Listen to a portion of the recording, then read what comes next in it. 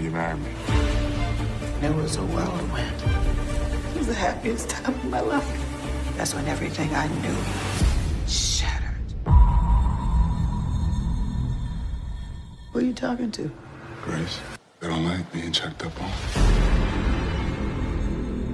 Mr. Clyde would like to see you in the conference room right away. Okay.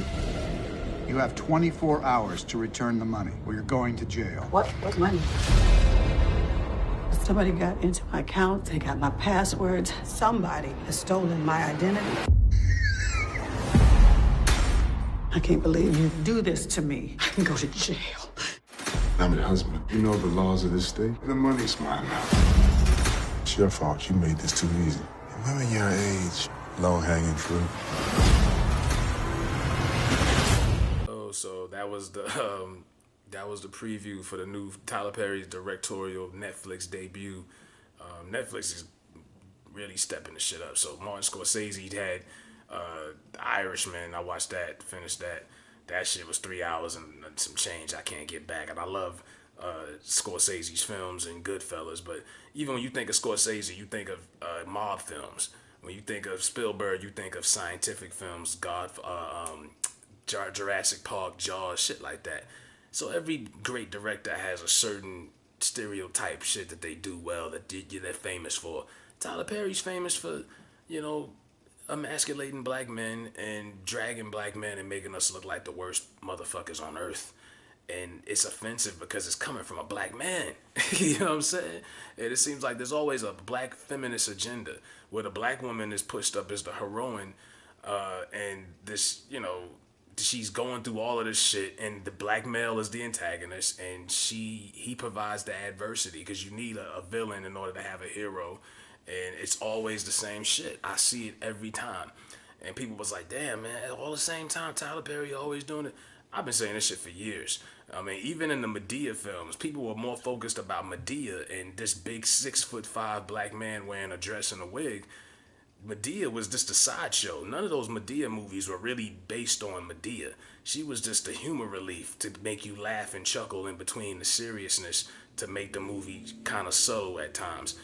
All of them, The Big Happy Family, Reunion, anyone you could think of, it was never really about Medea, Even Good Deeds, a movie he did that I actually liked, where it was kind of like Pursuit of Happiness, where you had the single black woman who was homeless, and the only time I seen a black man who was actually a savior or a hero in a Tyler Perry film, and ironically, he was in the movie as the savior, so it's always a pattern with this guy every time.